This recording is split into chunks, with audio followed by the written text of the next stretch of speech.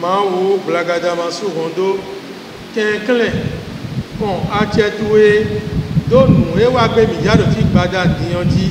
Le cadre de concertation des dignitaires religieux et sages de la commune d'Alada a 1 an. Un premier anniversaire qui n'est pas passé inaperçu. Les membres de ce creuset se sont retrouvés ce jour 4 mai 2024 en présence de plusieurs autorités dont le préfet, le maire, les conseils communaux, les chefs d'arrondissement, les honorables députés d'Alada pour rendre mémorial cet événement. Je suis fier de ce qui se passe et fier aussi de tous ceux qui sont là aujourd'hui. Je crois que c'est Alada qui est réuni ici aujourd'hui. Ce qui se passe, Ediou, bon, donc, nous mettons bon, nous nous Alada, dans ça, nous connaissons Itanda. Nous menons et Tité, beaucoup de Azawadi, Alada Villers des Sous, dans sa Villers des Sous, il est Tité. Bon, nous militons pour les donc nous tout le ni tout d'affolé. Église Azan, et Azalé, bon vivre mitrala. Nos cadres de concertation et nos pepe pour nous tomber. Pepe pour nous doko, doko tomber. Nos eifa, bon fanwa. Amon, camarade, tokaka, fan de on est à l'opération pour le gouvernement, bien comme on a quoi l'opération cadre de concertation. Nous voilà nous do koroko finalement si c'est do koroko si à force au télé fini do tona une con trois communes do koroko ya commune do bon yoro beton pour 7 ans pour finalement to et une con.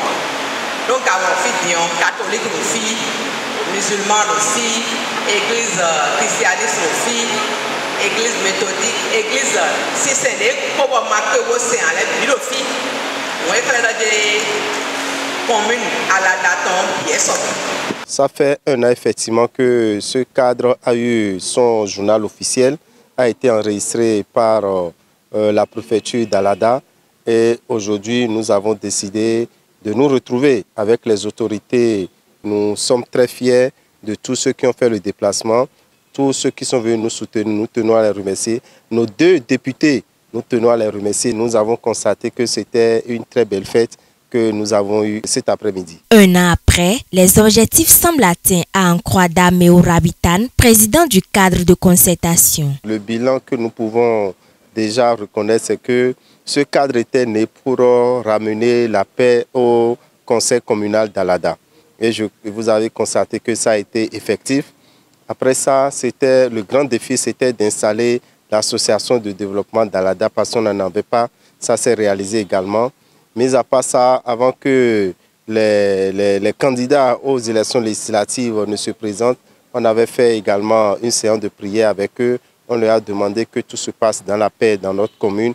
Et ça a été également respecté. Donc, c'est pour vous dire que pour nous, c'est la paix en permanence. Vu l'importance de cette association qui suit un règlement bien défini en faveur de la paix et de la cohésion sociale entre les filles et fils d'Alada, les autorités ainsi que les populations ne demandent qu'une chose, que l'association perdure dans le temps et profite également à la jeune génération. Vous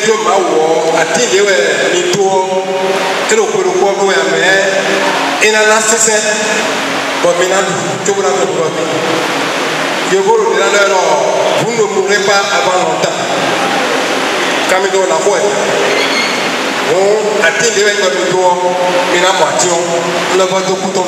Nous devons continuer à travailler ensemble pour maximiser l'impact de ces projets et assurer qu'ils bénéficient à tous les membres de notre communauté. Enfin, je voudrais aborder le défi pressant du mythe à Isofon, Gagoudo Ganoukon.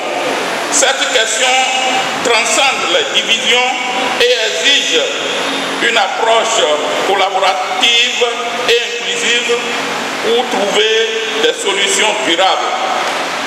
En unissant nos forces, nous pouvons surmonter le défi Et ce défi, n'est-ce pas, est assurer un avenir meilleur pour Alada et ses habitants.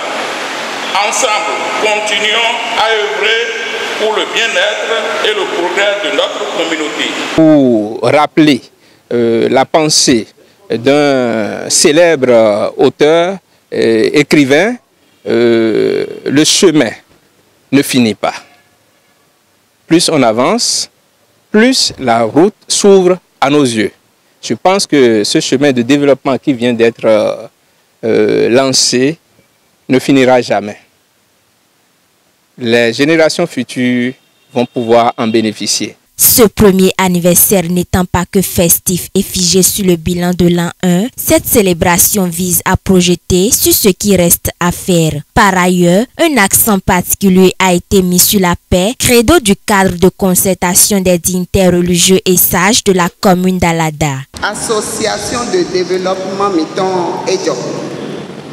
Ekajo Azoedo adansasi tohuau aladasi tohuau azo egege bo yekoje afodeji dede misi pledo fiegbe boduko ile canton mando hodo azoe association de développement mitonle ye deu bo bominano ibudo bo enamblo misi gon hodo dewa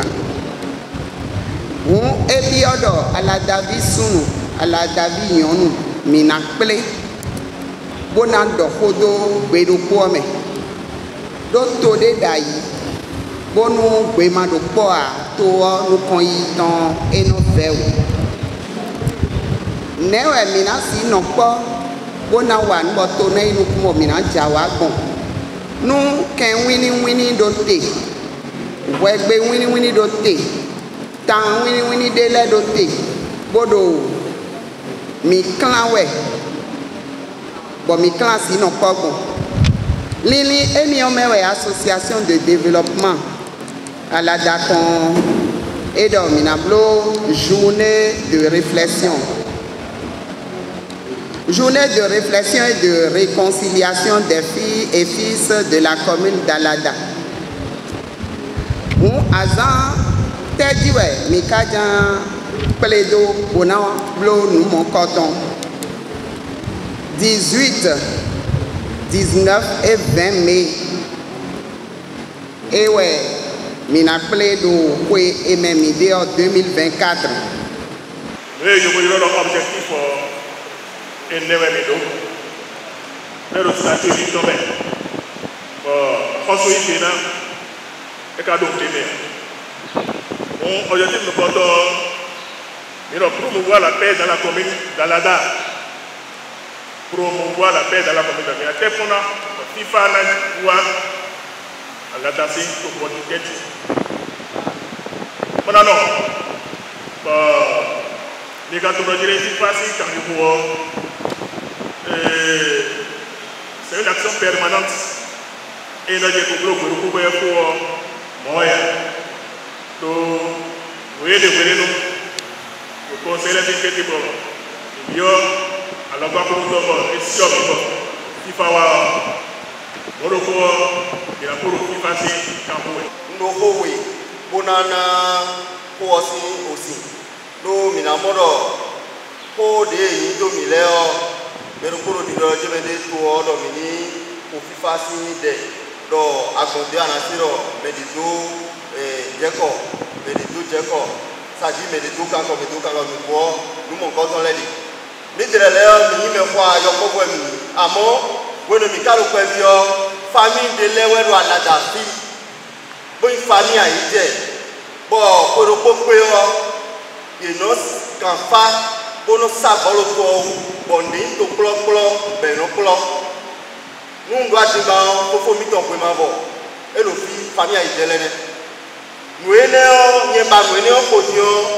sommes côté mais ça le mon coton bleu ya ben non plateau bleu bleu ne sol mon de bleu ya et caro di do yo mi di do fo ne cadre de concertation e ku si ya président mi to lo si we amo mi lo tameli we go e do kan budo ko kan konko mi na don mi de la de pa ku so de o Pipa so de ya, ou gangu do gangu so de ya. Nous mi ko pipa ngale de ko ko su pipa ngale. Bo nous mi do ko do pe do ko o me. Bo ya sama no no, bo no sato. E no to do ko mi to fide mi wa da gbe na ti no ko mi to le. Fifa na ti no ko de ko wa je men ko de na me. De na su no yo je no ko ko ne. Fifa na ti no ko mi to le. Azade we tanu mi. Gande we mi. Et où elles ont le cadre de concertation et éviter l'immobilisation.